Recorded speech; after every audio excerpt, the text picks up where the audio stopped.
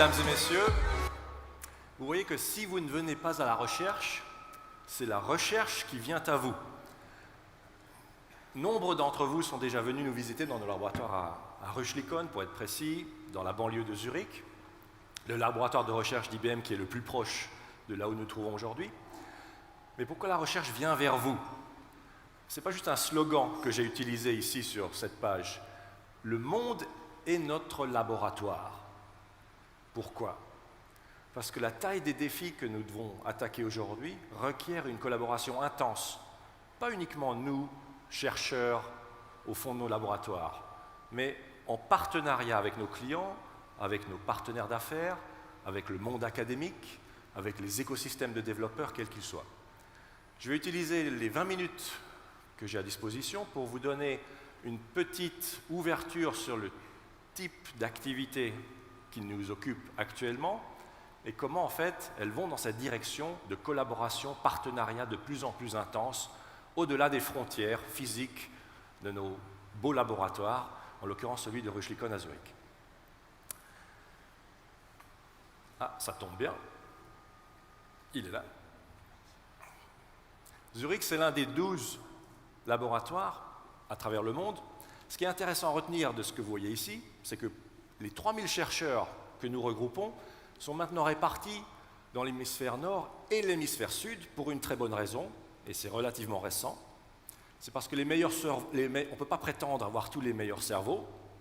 Ils sont distribués à travers le monde.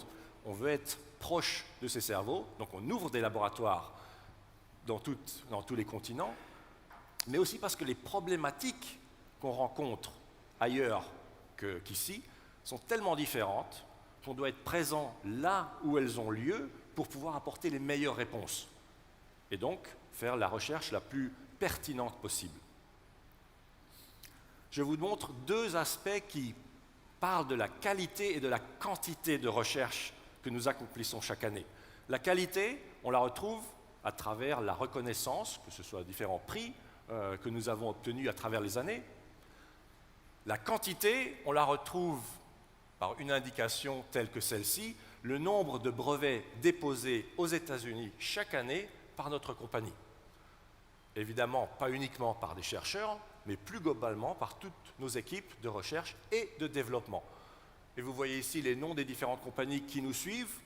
D'assez loin, nous avons quand même encore une large marge de manœuvre par rapport à notre concurrence. D'où cela vient-il? Eh bien, de la diversité des disciplines que nous regroupons à travers nos laboratoires. Historiquement, vous connaissez IBM comme une compagnie fournissant de l'infrastructure, du cloud, du service. Peut-être ne vous doutiez-vous pas que nous avons aussi parmi nos chercheurs des spécialistes en sciences du comportement. Pourquoi? Évidemment parce qu'aujourd'hui, l'intelligence artificielle pose des défis tellement importants que nous devons faire en sorte qu'elle soit acceptée et donc comprendre comment nos clients, vos clients, vont se comporter vis-à-vis de cette nouvelle technologie. Je ne peux pas résister de vous montrer cette photo. Beaucoup d'entre vous l'ont sûrement déjà vue, de moi ou de certains de mes collègues, parce qu'elle montre un exemple fantastique de réunion de disciplines différentes pour créer un produit qui mêle sciences des matériaux, théorie du signal et codage, nanomécanique, robotique, pour aller écrire sur une bande magnétique flexible qui s'étire dans tous les sens à une vitesse phénoménale sur des pistes qui font quelques nanomètres de large, vos données et les conserver pratiquement à perpétuité au meilleur coût possible.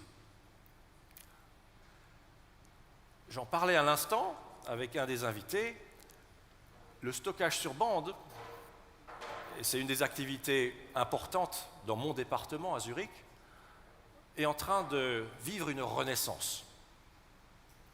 Pas plus tard que la semaine dernière, un gros fournisseur de cloud chinois a décidé de mettre en place, en partant de rien, 1 exabyte de stockage sur bande, 180 lecteurs de type LTO, pour ceux qui connaissent la technologie un peu plus en détail, qui vont être déployés d'ici la fin de l'année, et ce n'est que le début.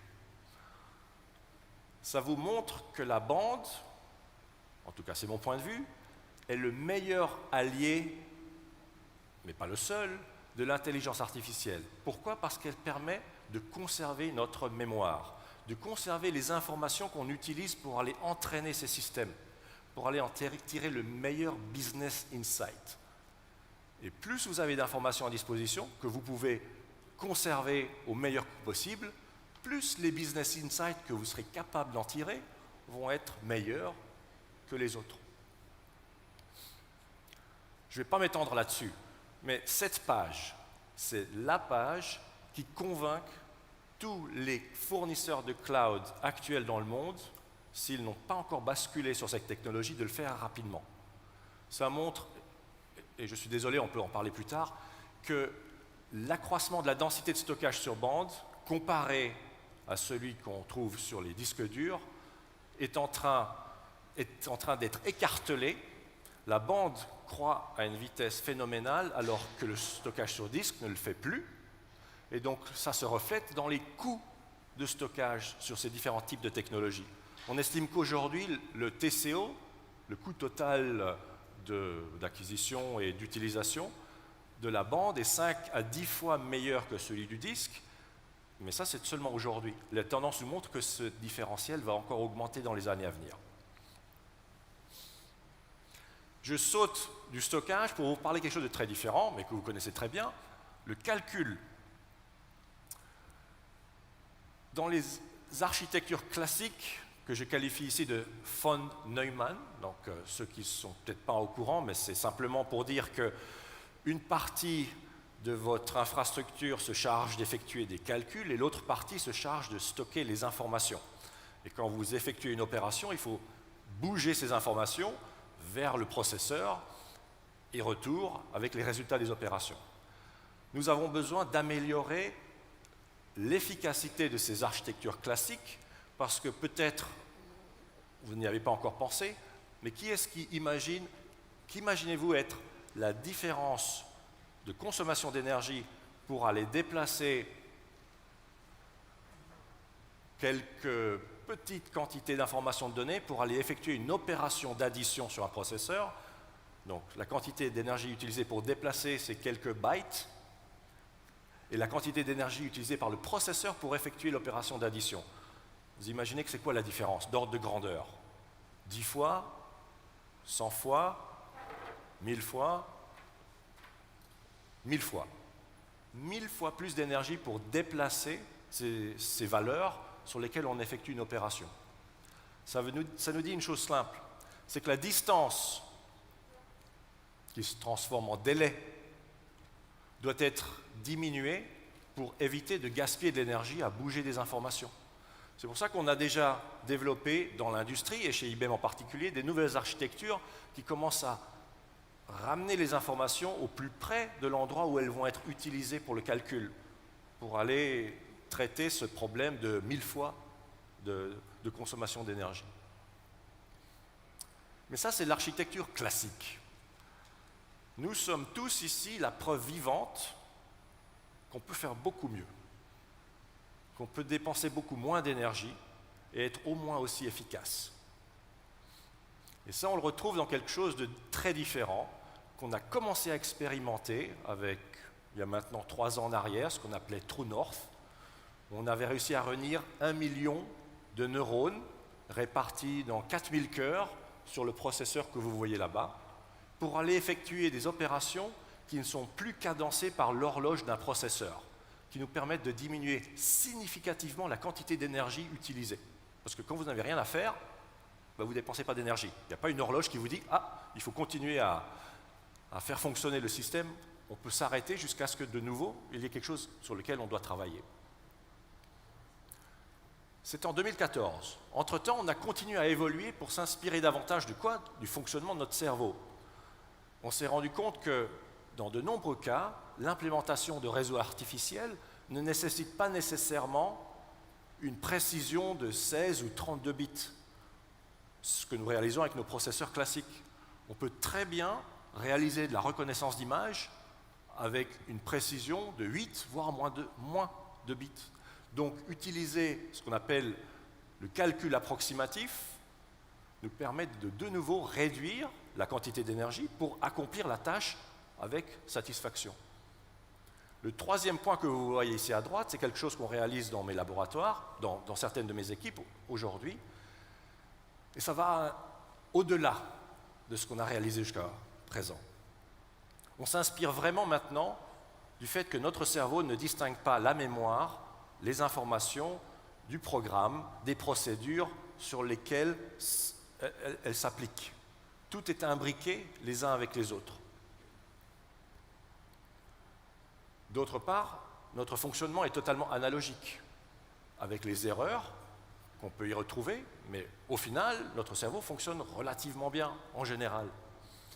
Nous avons trouvé les moyens d'aller imiter encore davantage, de s'inspirer encore davantage du fonctionnement de notre cerveau, de sa structure, du fait que les neurones peuvent être assimilés à ce qu'on appelle des memory stores, et finalement de la dynamique de fonctionnement du cerveau, qui fonctionne par impulsion, qui s'accumule et qui, au bout d'un certain temps, provoque une impulsion qui va sur le neurone supplémentaire. Toutes ces inspirations permettent d'aller résoudre des problèmes qui aujourd'hui sont très gourmands en consommation d'énergie d'une façon fondamentalement nouvelle. Et je vous donne quelques exemples que nous avons réalisés. D'abord pour vous montrer que cette mémoire computationnelle, donc ce fait qu'on rassemble le calcul et la mémoire dans la même entité, c'est vraiment un changement majeur dans les architectures de nos systèmes qui va se greffer comme un accélérateur de type GPU sur nos architectures traditionnelles. Donc, rien ne remplace entièrement ce que nous connaissons aujourd'hui.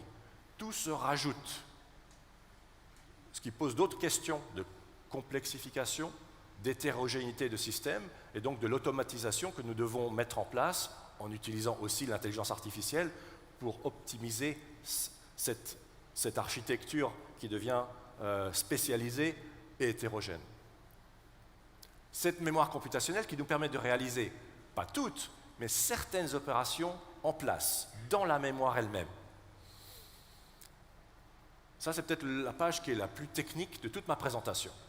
Mais vous allez voir assez rapidement, si vous êtes ingénieur, si vous avez suivi des cours d'électricité un jour ou un autre, que c'est tellement simple.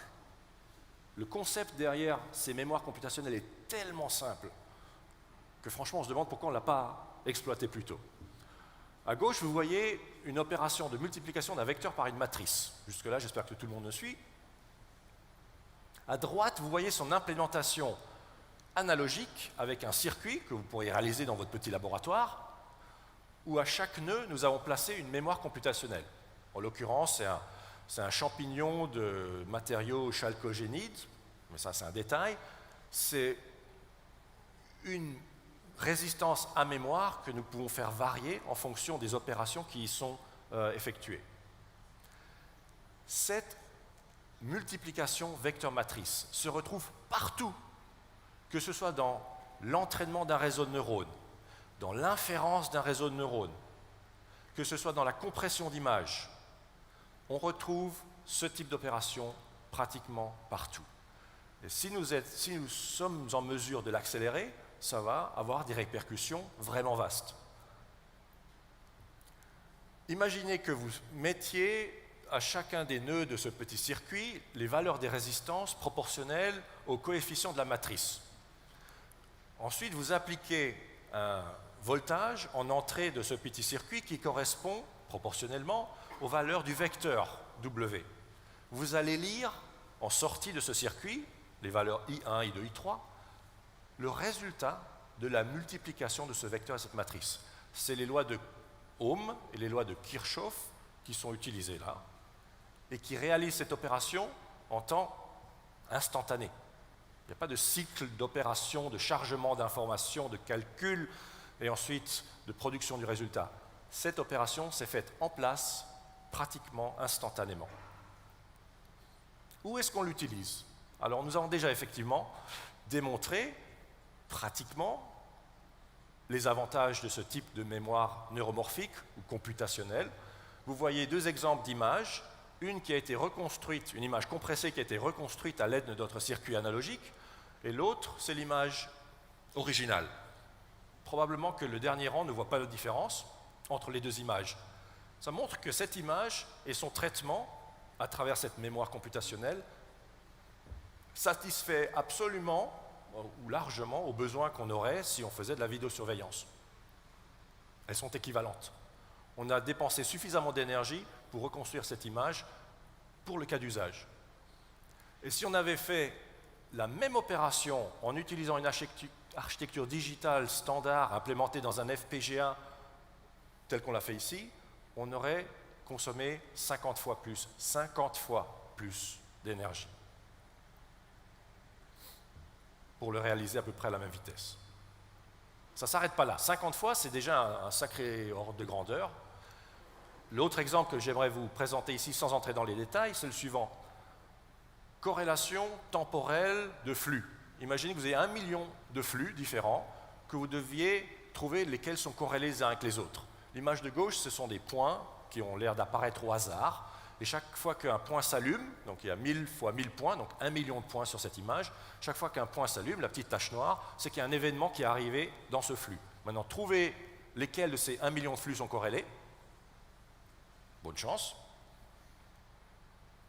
En utilisant notre petit circuit de mémoire computationnelle analogique, on a réalisé cette opération et on vous montre ici en rouge les flux qui sont effectivement corrélés. Mais ça ne suffit pas. Je vais vous démontrer que réaliser ce calcul qui demande beaucoup d'opérations de multiplication de matrices et de vecteurs, dans une architecture standard, on a utilisé Power 8 parce que c'était à l'époque ce qu'il y avait de plus récent. On pourrait le refaire aujourd'hui avec le Power 9. Ça ne changerait pas énormément parce qu'on parle d'ordre de grandeur ici. On a réalisé la même opération sur un système largement optimisé avec des GPU, Power 8 et compagnie. Et on a montré que notre système de mémoire computationnelle pouvait le faire 200 fois plus rapidement. 200, je ne parle plus de 50, je parle de 200 fois. Quand est-ce que vous avez entendu la dernière fois que quelqu'un vous parle d'une accélération de 2 ordres de grandeur? Ça ne s'arrête pas là. Le quantique devient une réalité dans nos laboratoires, mais aussi dans le cloud. L'accès aux ordinateurs quantiques est possible depuis maintenant un certain temps chez IBM, et pour résoudre des problèmes qui, jusqu'à présent, étaient au-delà de nos espérances. Vu la complexité, l'explosion combinatoriale qu'on y rencontre, que ce soit en chimie, en intelligence artificielle ou même dans le secteur bancaire. Sans entrer dans les détails, le service que nous avons mis à disposition sur le cloud a déjà permis à plus de 100 000 utilisateurs d'effectuer à travers le monde plus de 6 millions d'expériences quantiques pour aller se familiariser avec cette nouvelle technologie, qui est tellement différente que je ne vais même pas essayer d'entrer dans les détails pour vous l'expliquer, mais les bits quantiques se comportent tellement différemment de ce qu'on a l'habitude de voir que ça nécessite un certain temps jusqu'à ce qu'on soit en mesure de prétendre à utiliser cette technologie le plus efficacement possible. Mais pour vous aider, pour faire en sorte que l'écosystème se développe autour de cette nouvelle technologie, nous avons mis en place plusieurs programmes. L'un d'entre eux, qui est disponible en code ouvert, s'appelle Qiskit, où nous avons déjà des exemples concrets d'implémentation d'algorithmes sur une base quantique qui résolvent des problèmes, que ce soit liés à la finance ou d'autres, d'une façon excessivement accélérée. Donc c'est plus du rêve, le quantique. Ça se profile et de plus en plus de nos clients s'intéressent à l'exploiter ou du moins à apprendre comment en tirer parti. Je termine donc ma présentation et c'est le message que je transmets chaque fois que j'ai la chance d'accueillir des nouveaux employés à Zurich. Nous sommes à l'aube d'une décennie qui va être parmi les plus passionnantes que nous aurons vécues, en tout cas personnellement. Ça fait 25 ans bientôt que je suis chez IBM. J'estime que les 10 ans à venir, avec le neuromorphique, avec la combinaison du big data et de l'intelligence artificielle, avec le quantique, qui sera une réalité physique d'ici là, va apporter tellement de disruptions, on en parlait en introduction, que c'est à nous ici ensemble de comprendre comment on va en tirer parti le mieux possible et le mettre à profit pour vos problèmes. Donc, venez chez nous, venez dans la recherche, travaillons ensemble à trouver des solutions. Merci. Merci Robert. Moi, j'ai juste une petite question qui me taraude. Quand est-ce qu'on va pouvoir récolter les fruits de ces belles innovations? Alors, le neuromorphique, je suis de la recherche, donc je peux m'exprimer et vous ne pourrez pas ensuite aller chez un de mes collègues d'une business unit et lui dire « il a dit que c'était disponible tant ». Non, je suis de la recherche, ça n'engage que moi et mes activités et mes chercheurs. D'ici 2 ou 3 ans, nous aurons des accélérateurs neuromorphiques à disposition. Nous avons déjà des prototypes qui fonctionnent dans nos laboratoires. Le quantique, c'est une autre histoire. Par contre, comme j'ai des équipes qui s'occupent de sécurité et d'encryption, nous travaillons déjà à développer les algorithmes qui vont être résistants aux futurs ordinateurs quantiques et nous devons estimer d'ici quand ces ordinateurs seront disponibles pour ceux qui aimeraient attaquer en fait, les données que nous stockons aujourd'hui. Et notre estimation, qui est peut-être un peu agressive, mais c'est d'ici 8 ans. D'ici 8 ans, d'accord, ok. Je vous demande un tonnerre d'applaudissements pour le docteur Robert Haas. Merci, merci infiniment. Je vais prendre la zapette.